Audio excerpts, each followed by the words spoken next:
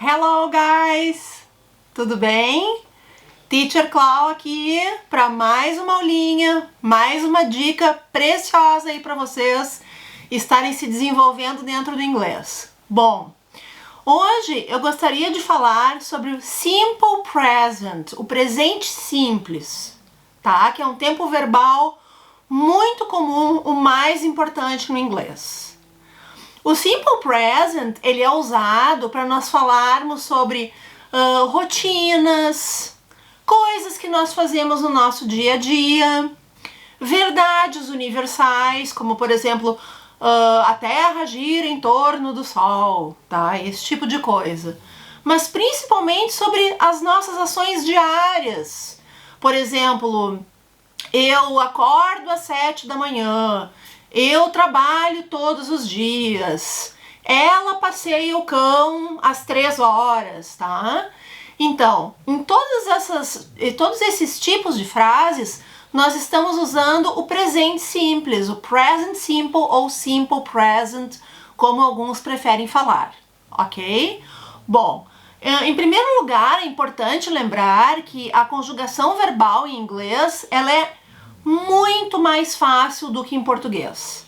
Então, não tem mistério nenhum. O que nós precisamos saber é a tradução daquele verbo, né? Por exemplo, nós precisamos saber que o verbo falar em inglês é o verbo to speak. Isso é fundamental. Para isso, nós precisamos memorizar lá as listas de verbos, tá? Não tem atalhos aí para esse tipo de coisa, né? Então, nós precisamos saber aquele verbo, o que é aquele verbo, e a conjugação é super simples. Então, antes de eu ensinar vocês como afirmar, negar e perguntar no present simple, eu vou dar uma revisada aí nos personal pronouns, nos pronomes pessoais em inglês. Então, vamos recapitular isso que eu sei que a maioria de vocês já sabe, ok? Mas é sempre bom relembrar. Então, nós temos aí o I, que significa eu, o you, que significa você ou tu, o he, que significa ele, somente para homem, menino, ok? É a terceira pessoa do singular para masculino. Não é para coisas, ou animais, ou objetos, tá? É somente para pessoas, tá? Então, he, ele. She, ela. Mesma coisa que o he, mas o she é para o feminino, tá? Então, é a terceira pessoa do singular para o feminino, ela. Depois nós temos o it. O it é um pronome que nós não temos no português, mas ele não é difícil de entender, tá? O it, ele é um pronome neutro. Então, nós vamos usar ele quando nós queremos nos referir a ele ou ela para coisas ou animais ou coisas abstratas, tá? Por exemplo, eu quero me referir à mesa. Eu quero dizer, ó, ela é marrom. Eu vou dizer it is brown. Ela é marrom. Ok? Porque eu estou me referindo a uma coisa, um objeto que é a mesa, certo? Depois nós temos o we, que é a primeira pessoa do plural, que significa nós, tá? Então memorizem lá o we, nós. Depois nós temos novamente o you, que seria a segunda pessoa do plural, que seria o vocês, ou vós, que já não é mais tão usado no português, né? Então, seria o vocês. Então, vocês vejam lá, ó. O you, ele pode ser ou você ou vocês. Daí vocês vão perguntar, teacher, mas como é que eu vou saber quando é você ou vocês? Pelo contexto da frase, tá? Então, quanto a isso, não tem mistério. E, por fim, nós temos o they, tá? O they é a terceira pessoa do plural. Ou seja, o they é o plural do he, do she ou do it, certo? Então, o they, ele pode ser eles ou elas, tanto para pessoas, quanto para coisas, quanto para animais, certo? Então, fizemos aí um apanhado rapidinho aí dos personal pronouns, dos pronomes pessoais em inglês. E agora vamos aí ao simple present. Vamos pegar então um verbo bem comum, o work, que é o verbo trabalhar, tá? Então, to work, nós temos lá no infinitivo. No infinitivo, os verbos sempre levam o to na frente. Infinitivo é aquela forma, trabalhar, falar, correr, estudar. Isso é a forma do infinitivo. Então, quando o verbo estiver assim, nós vamos colocar o to na frente, ok? Então, to work, trabalhar. Mas agora eu quero conjugar, eu quero dizer eu trabalho. Então, eu vou colocar I work. Você trabalha, you work. Agora, ó, cuidado, agora é que nós precisamos prestar atenção. Na terceira pessoa do singular, no he, she ou it, na forma afirmativa, o verbo vai levar apenas um S atrás, tá? Então, nós teremos lá, he works, she works, it works, certo? Depois os outros pronomes volta tudo ao normal. We work, you work, they work, tá? Olhem que simples. Só mudou ali o he, she, it, acrescentou um S. Alguns verbos vão acrescentar ES, por exemplo, go, que é o verbo ir, tá? Então, na terceira pessoa, no he, she, it, vai ficar he goes, she goes, it goes. Acrescento ES. E alguns outros acrescentam IES, como o verbo study, o verbo estudar. Então, he studies, she studies, it studies é meio estranho, né? Mas, bom, pode ter aí um animal que estude, né? Um elefante, um chimpanzé, um golfinho. Pronto. Bem, então, é super simples, não tem mistério aí. Estamos falando da forma afirmativa. Então, vamos lá, ó. I work every day. Eu trabalho todos os dias. Agora, como é que eu vou negar aí? Como é que eu vou dizer eu não trabalho todos os dias? Eu vou usar o verbo auxiliar do seguido do not, que vai ficar don't. Então, para negar a frase I work every day, eu vou dizer I don't work every day.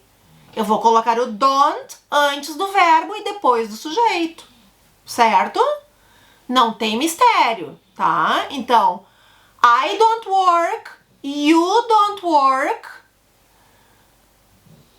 we don't work, you don't work e they don't work. Teacher, por que tu não falou do he, she, it? Ah, porque o he, she, it, quando eu for negar, quando eu for dizer, ó, em vez de dizer he works in the morning, ele trabalha de manhã, eu quero negar, eu quero dizer ele não trabalha de manhã. Eu vou dizer he does not work in the morning. Esse does not eu posso abreviá-lo. Eu posso fazer aí uma contração e que é muito comum, e eu vou dizer doesn't. Certo? Então, para negar o he, she, it, nós vamos usar o verbo auxiliar com a negação doesn't. O does mais o not. Então, vai ficar lá. He doesn't work in the morning. She doesn't work in the morning. It doesn't work in the morning. Imagine uma máquina lá que não funciona de manhã, tá? Bom, e a pergunta, teacher? Como é que nós vamos fazer perguntas aí no presente simples? Também é super simples, tá? Nas perguntas, nós simplesmente vamos usar o verbo auxiliar, o do e o does, tá? Que eles não têm uma tradução, eles apenas nos ajudam aí a negar e a perguntar. Nós vamos usar esse verbo auxiliar no início da frase, tá? Então, por exemplo, vamos lá para para para a frase que nós estávamos usando originalmente. Vamos pegar o you, tá? Então, ó, you work in the morning. Você trabalha de manhã. Estou afirmando, certo? No português, a gente não precisa de verbos auxiliares. Por quê? Porque nós usamos a entonação para fazer perguntas, né? Então, ó, você trabalha de manhã. Usei entonação de afirmação.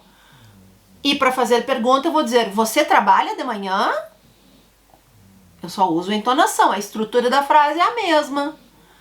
No inglês, não. No inglês, nós não vamos usar somente a entonação. Nós vamos usar também o verbo auxiliar.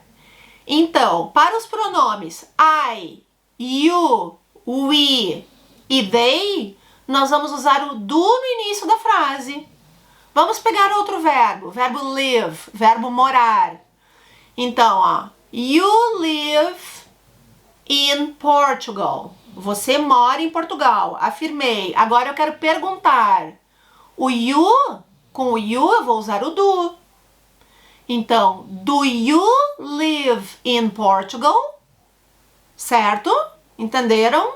O do vai lá na frente, auxiliando a fazer a pergunta. E para as pessoas he, she, it, eu vou usar o does no início da frase. Por exemplo, ó, na forma afirmativa, she lives in Portugal. Ou the teacher lives in Portugal. Agora eu quero fazer a pergunta, a professora vive em Portugal?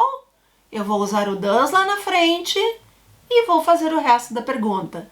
Does the teacher live in Portugal? Olhem aí, vamos fazer um parênteses. Na forma interrogativa e negativa, eu não preciso mudar o verbo, tá? Não preciso botar S, nem ES, nem IES. Eu só vou mudar o verbo na forma afirmativa, tá? Na negativa e na interrogativa o verbo fica lá normal, tá? Na forma dele normal. Então, does she live in Portugal? Does she work in the morning? Does he study Spanish? Certo? O verbo ficou normal ali. Não teve nenhuma modificação. Entenderam? Tudo certo? Eu acho que ficou aí uma explicação rápida, simples. Qualquer dúvida que ficar frente a isso, podem colocar nos comentários, tá?